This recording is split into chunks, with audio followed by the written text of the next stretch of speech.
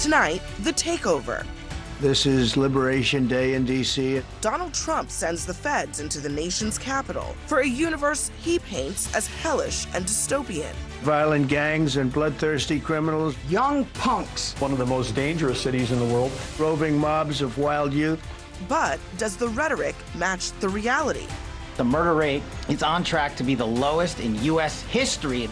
Plus, Vladimir Putin gets a meeting in America, while the president gets a head start on negotiations by promising concessions. There'll be some land swapping. And a supreme request. The administration asks the justices to allow racial profiling in its deportation parade.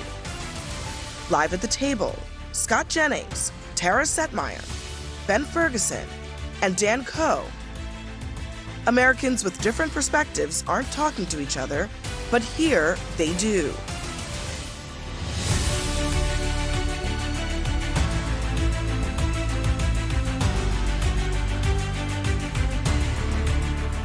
Good evening, I'm Abby Phillip in New York. Let's get right to what America's talking about. Donald Trump makes himself Batman, and the nation's capital is Gotham City. The President of the United States has declared himself crime fighter in chief, and he's taking over Washington's police force. It is a move that the D.C. mayor is calling unsettling and unprecedented. Now, Trump is painting it as an emergency, that D.C. is a hellhole, but he and his administration are contradicting themselves with all of this. You'll first hear Trump today, and then the following sound doesn't quite back that up. Listen. Our capital city has been overtaken by violent gangs and bloodthirsty criminals, roving mobs of wild youth, drugged out maniacs and homeless people. And we're not going to let it happen anymore. We're not going to take it. No, Eddie's very talented. Crime is down in Washington, D.C. Street crime, violent crime by 25%. And people have seen, they've noticed a big difference. And the murder rates are plummeting. We are now able to report that the murder rate is on track to be the lowest in U.S. history, in modern recorded U.S. history, thanks to this team behind me and President Trump's priorities. They are right that crime is down in Washington at a 30-year low, and the same goes for other cities, that Trump is now threatening to militarize. You look at Chicago, how bad it is. You look at Los Angeles, how bad it is. We have other cities that are very bad. New York has a problem. And then you have, of course, Baltimore and Oakland. We don't even mention that anymore. They're so far gone. We're not going to let it happen. We're not going to lose our cities over this. And this will go further. We're starting very strongly with D.C., and we're going to clean it up real quick, very quickly, as they say. So the question is, does the situation actually warrant such a dramatic and provocative response? Or, as Gavin Newsom, the governor of California, says, is D.C. just the first step of militarizing cities like dictators do? CNN legal analyst Joey Jackson joins us in our fifth seat. It's an obvious point why Trump would start with D.C., because D.C. is the one place in this country where there's a little bit more leeway to do this. But I think the question people are asking themselves is this a trial run for more? So it could be, all right? So there's a couple of considerations, Abby. The first, of course, political, and that's a story, I think, that needs to be talked about, whether it's warranted, whether it's appropriate. You played the clip there. If crime is down, and of course some suggest it's down lowest in 30 years, is this necessary? The next is the legal. So there's two things to look at with respect to whether it's legal. The first thing is, D.C., we all know, is very different from any other American city. Why? Because Congress has enacted legislation to allow it to be largely under federal control. What does that mean practically? It means practically that Congress essentially could do whatever it wants in terms of overturning anything the city council does. It also means that the President of the United States is in charge of the National Guard. That distinguishes D.C. from any other state in the country where you have governors that are in charge. So he clearly has more authority, that is the president, as it relates to doing things in D.C. The other issue, finally, is whether or not he can usurp the authority of of the locals in terms of the police commissioner, the fire, etc. And that is a question of whether there is an emergency. So on the one hand, National Guard, he's the commander-in-chief, send them in. On the other hand, could he now suggest or otherwise employ the locals to be under federal control? That's an issue which would be whether it's an emergency and these are emergency conditions. And to your earlier point, I mean, when on the one hand they're saying that crime is plummeting, and on the other hand they're saying that this is an emergency and it's never been this bad, those two things don't really coincide. This is about control and distraction for Donald Trump. If he were serious about cutting crime, he wouldn't be proposing cutting $400 million from the Alcohol, Tobacco, and Firearms Department to regulate and help with guns, or cutting $500 million from the FBI, 700 agents, or the DEA with drug enforcement, or the Office of Violence Against Women, $100 million from there, right? This is about control. First he went for the press, then he went for the universities, then he went for the lawyers, then the federal workforce, and now it's the cities. This is about him having control, making an example out of D.C. He's going to move on to these other cities, by the way, that also, as you mentioned, have the plummeting homicide rates that D.C. does, and also to distract from the Epstein files like he's been doing with all these things that he's been rolling out. I mean, I hear you chuckling, Ben, but there's no question that it is mostly politics here, because if he wanted to deal with violent crime, really, where it's really bad in this country, there are a lot of places that he could start. But it can start in the nation's capital where it is really bad. And if you look at the numbers, I understand you're excited about a 30-year low. He's saying we're not done yet. You start and you keep going, and there are people there that are dying. There's people, go back to 2023.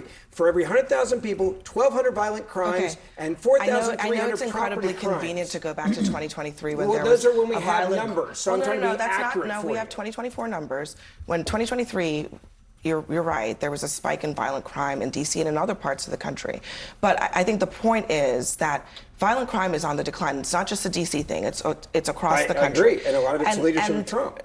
No, it was happening before Trump. It has nothing to do with... I strongly disagree. Wait, hold on a second. At least what evidence do you have that it's the Number leadership one, of Donald Trump? when you have the President of the United States of America that's enabling law enforcement to do their job, when you have ICE agents that are going out there, why did when the you're getting trend violent, start before Trump was president? Yeah, but when you have a president that says... Ben, why would the trend start before Trump is president if those are the reasons that crime is going I down? go back to what I was saying a second ago.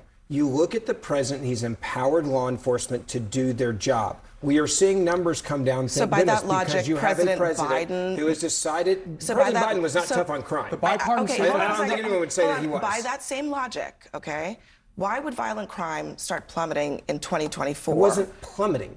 It went down 50%. Yeah, it went down significantly. If you talk to people that live in where I was born in Memphis, Tennessee, they would not say it plummeted. I guess what I'm saying is that's just not true. 50%.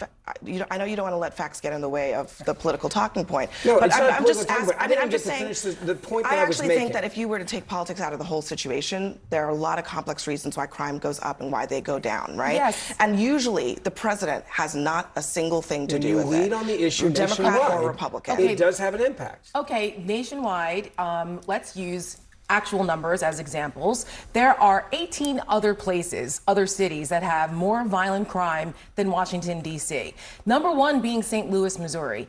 4 times the homicide rate of Washington, D.C. I don't see Donald Trump sending National Guard troops and taking over the police department there. Or in Memphis, or Memphis, Tennessee, another red state. Right, okay, then you know Memphis was one of the murder capitals of the world. Yeah. And how come you're not calling for Donald Trump to send National Guard troops in there? Because I also understand the laws, and I understand that it's different in Washington, D.C., as it was what about New explained York? by Joey. Wait. He said he wants to wait. He said he wants to also move this little experiment here of taking over cities and police departments to New York, Chicago, It's amazing Baltimore. how much you guys get mad about fighting crime. No, don't change the subject. Nobody's getting mad about fighting. Wait, time out. Let me finish. Nobody's getting mad about fighting crime. I come from a law enforcement family. My grandfather was a captain of the police department for 40 years in my hometown. My husband was a federal officer. I, unlike you guys, actually support federal law enforcement officers. Doesn't sound like it. And doesn't sound like it? I'm sorry. You're mad at Donald Trump for enabling You're okay with Donald Trump Hold pardoning on 1,600 January 6th Hold officers that almost killed police officers. I'm not. Hold on. So don't conflate the Joey issues. make a legal don't ever point. question my support for I want to law let Joey enforcement. make a legal point, then I want to let Scott have a word. But, Ben, I think the point that she is making is also accurate, which is that Trump has said that this is just the first place he's going to start. There are a lot of questions about what else he wants to do, but I think this is the thing that has people questioning what he has up his sleeve down the road. So, Abby, speaking of questioning, I think the question, and it's legitimate, if we're going to ask about whether this is an emergency, why are we speaking about a situation where they're at a 30-year low, right? If you're at a 30-year low in crime, that would speak against the issue of an emergency. And what happens is, in law, believe it or not, we engage in facts. There are hearings, and hearings determine what the numbers show, what they suggest, and whether or not your steps that you're taking are appropriate. That's number one. Number two, we have to look at the broader implications. Now, this is D.C., and it's somewhat unique because the president has unique authority for Washington, D.C. that he does not have in other cities across the country. So he could not come in and do this. For example, in California, we all know there's litigation happening now with regard to him, that is the president, having the National Guard go into Los Angeles, right, to police Los Angeles, whether that's appropriate, whether he could do it without the governor really giving his authority into it, Gavin Newsom, and whether there are questions, was there an invasion going on, was there a rebellion going on, or anything else. So before anybody gets hysterical about what's happening in D.C. can happen to other parts of the country, I would hasten to add that there are laws protecting the autonomy of other cities Except that he in the hasn't country. Respected those laws, and we've seen that's that, and that's the problem here. He's He's been itching to do Let me this let since Scott his first have a word. presidency. Scott, why does Trump keep talking about other cities when, as Joey points out, he probably doesn't have the authority to meddle in their local law enforcement? Yeah, it definitely is a difference between D.C. and the other cities. I totally agree with that. And how he would engage in those cities, I don't know. I assume there are additional federal law enforcement resources that could be deployed to those cities to bolster local law enforcement. But there's an obvious difference between D.C. and any other city in America. A few months ago, I was in Union Station and saw a body hit the floor at the bottom of the escalator in Union Station because there was a murder right in front of me. Up on the second floor, I was going to get a tie, and I heard the shots and saw the body hit the floor. So I've been listening all day long to people trying to make some argument that Washington, D.C. is a safe place. It's not a safe place. And we can argue about statistics and numbers. There's a police commander right now on suspension because there's some allegation that the statistics have been altered. But we can argue about that all day long. Nobody in their right mind who lives there or visits there on a regular basis would tell you that Washington, D.C. is safe, and everybody who goes there knows it, and everybody who goes there knows it. I don't know that anybody's saying that Washington, D.C. is a panacea of no crime. Have you been to CVS? Hold on. It's bad. Hey, hold on a second. I lived in D.C. for a long time, okay? It's not a panacea of no crime. But I think the point made by Tara, and we have the data, the most dangerous places in the United States, D.C. is not in the top 10 list. Have you ever seen a body drop in Louisville? Because they have a higher murder rate than Washington, D.C. does. The number one place is Memphis, Tennessee. So I guess the point is, there are a lot of places actually in this country that are very dangerous, maybe more dangerous than D.C. I mean, in terms of homicide rates, it was fourth highest last year. But we're talking about now. Lots of places that are dangerous in this country, but Trump is clearly using D.C. to make a point about having the National Guard roving the National Mall, where there are, last I checked, no crimes really being committed on the National Mall. And that's not where the crime is. I mean, if he sends the National Guard or, FBI agents to Southeast and Southwest, that would be saying something. But they're trying to show something to the public. Is there really going to be a resistance to have any kind of people on the street just looking out? The kid that worked at the White House, when he got jumped by the 10 kids in the street gang, it was only because 2 cops saw it that he was able to escape. I am in favor. By the way, I lived in D.C. for a long time. There are people in that city who are not anywhere near the White House, not anywhere near the National Mall, not anywhere near Northwest Washington, D.C., that are victims of crimes every single day. Yeah. The question is this actually an attempt to address that or an attempt to create? It is clearly it's clearly an attempt to address the issue. Otherwise, the president wouldn't be trying to do this. Here's what he could do. I stayed 2 weeks ago, 2 blocks from the White House. You know what the bellman said? He said, be careful when you go outside at night. We keep talking about blocks outside of the White House as if... It's 2 blocks. We keep talking about blocks outside of the White House where y'all hang out, as if that is where people in D.C. are struggling with crime. Do you know And what I'm I just hold on, saying, hold on. I'm just I've been saying, robbed when I lived there I'm just, on I'm just 3rd saying, Ben. Street, I'm just saying, Northwest, Ben. by the Supreme It is Court. incredibly convenient. It's not convenient. For this Third to block, be one the block from the Supreme Court. the focus of everybody's attention is the places where people dressed in suits are affected. also But a at the end of the tourist day, the yeah. crime problem in major cities in D.C. and elsewhere are not necessarily in those places, or it should matter when it's not just in those places. Abby, I was That's chief that's of my staff whole of a point. city that had a 3.5 per 100,000 people homicide rate. Compare that to D.C. at 27.5 or Jackson, Mississippi at 72. How did we reduce it? Community violence intervention grants, getting the community, the clergy, everyone together. That is We've what. tried that. It's been a failure. Well, you know what Donald Trump did? We tried it in Memphis, and look at it. Do you It's know what number Donald most Trump did? dangerous city in Donald America, Trump and I was shot at cut there with that type of stuff. In It didn't April, work. let me finish. He froze programs to 550 community violence intervention programs, 170 million across 48 We've states. If he tried were it, serious, Abby. he We've would be tried it. funding these It's programs got- to help we with gotta- these we violence. We gotta hit Memphis is pause on proof this of that. conversation. Quick We have to hit point. pause on this conversation. More on our breaking news, including a stern warning from Donald Trump about the flexibility of police in his takeover. You know, they love to spit in the face of the police as the police are standing up there in uniform. They're standing and they're screaming at them an inch away from their face. And then they start spitting in their face. And I said, you tell them, you spit and we hit. And they can hit real hard. And they're standing there and people are spitting in their face and they're not allowed to do anything. But now they are allowed to do whatever the hell they want. Retired NYPD Sergeant PHILLIP Rodriguez joins us now at the table.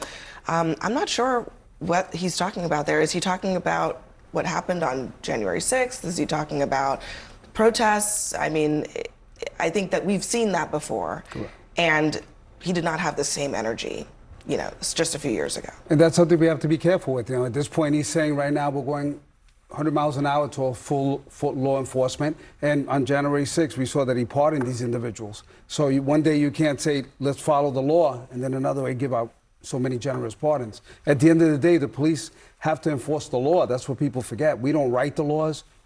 We basically enforce them. And we still need the public support. So coming out in such an aggressive manner could actually backfire on us. That's an interesting point. I will just point out that the head of the D.C. Police Union, here's a direct quote, we completely agree with the president that crime in the District of Columbia is out of control and something needs to be done with it. So it sounds like to me, among the rank and file, the president has some support from the cops for doing this today in Washington. No, we do need the support. We need the support of the public. We need the support of numerous people. No one wants to take this job anymore. Look at Washington, D.C. They're giving a $25,000 bonus, and they still can't get anyone to take the job.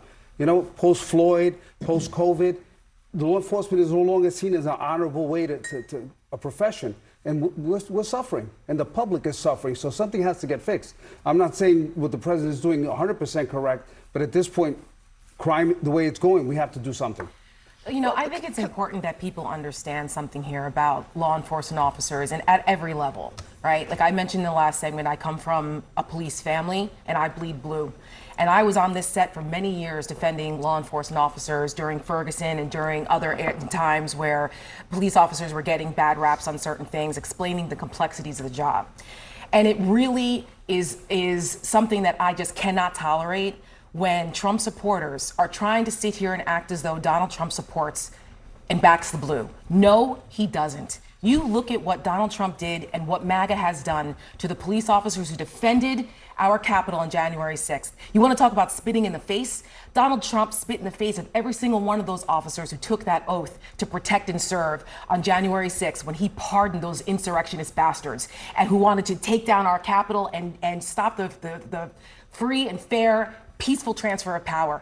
So how dare he say this now? It is the reincarnation of George Wallace, of Huey Long, of the disgusting policies of the past that have this strongman desire to use law and order and to fear and demagogue it for people that Donald Trump is channeling right now. And so how dare people sit here and say that he backs the blue? He abdicated that because you know what? He did not protect or defend the Constitution, and he violated his oath of office. You know who said that? You did, after January 6th. And that's exactly what he continues to do right now with the way he is throwing around our military, our police, talking about moving us to other states. This is something people should be very concerned about.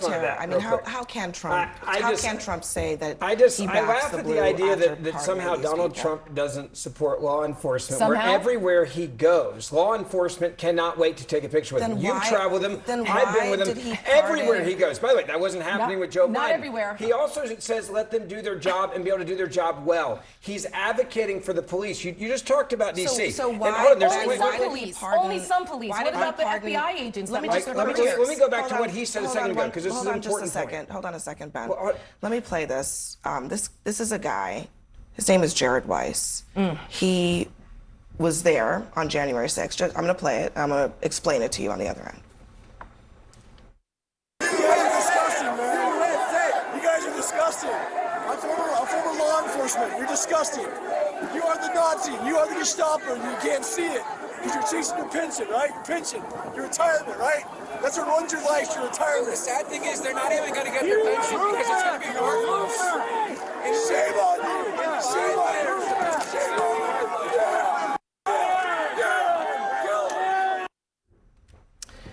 you. Yeah, kill them.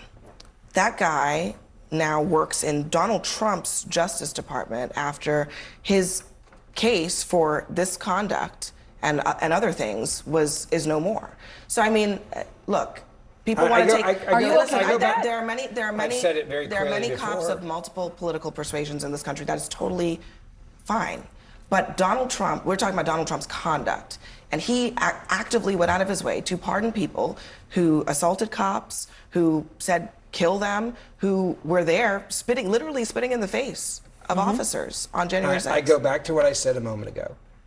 You have a president that is trying to fight crime, and he's getting criticized solely for political gain, and there's nothing that he's ever going to do to stop people from being killed or murdered or raped or going after the cartel members, going after MS-13 gang members. You guys criticize him on every damn thing he does to try to keep people safe because you hate him more than you care about people in this country. That is the truth. I am being intellectual. No, you're not. Has he ever done anything that you support? Has he ever done anything that he supports with law enforcement? Actually, he offered pardons to Border Patrol agents who didn't deserve to be prosecuted. But that's not what we're talking about. Don't change the subject. I'm asking you, is there anything he's ever done with law enforcement that you support? Don't change the subject. Are you okay with that guy? Are you okay with the guy that they just played getting taxpayer money, working in the Department of Justice, saying he wants to kill? I'm literally saying that I support the President of the United States of America. You won't answer that. So advocating and going out there and protecting and defending Americans in dangerous cities. And you guys are like, oh, he's going to go into Memphis and he's going to go into LA, and then all of a sudden people may stop dying. You know, cops should be apolitical. Hold on one second. People forget that. I agree, but why is it so political now? Defending the Constitution is the most important thing as a police officer. I mean, listen, Philippe,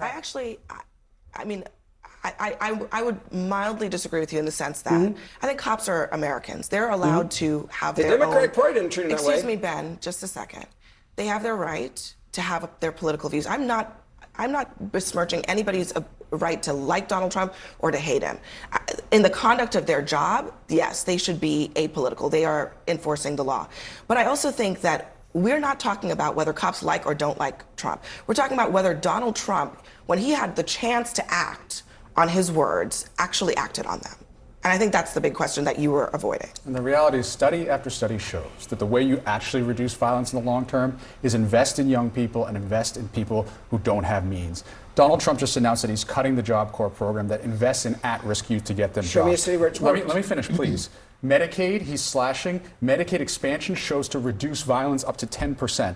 He cut $4.5 billion from early youth education intervention programs. These are the things that in the long term make all of us safer. So he's cutting people off at their knees before they even have a chance. So if he were serious, he would be investing in our future. That's how you reduce violence. They've done in cities like Memphis, where I come from. It's been a failure. Worked in the city of Boston, and 170 in Boston. You keep mentioning Memphis, but there are other cities where these it's the number one most dangerous city in America. So I think it's Boston has the lowest homicide rate in the entire country. Let me give you another example. Baltimore has been one of the most dangerous cities for a long time.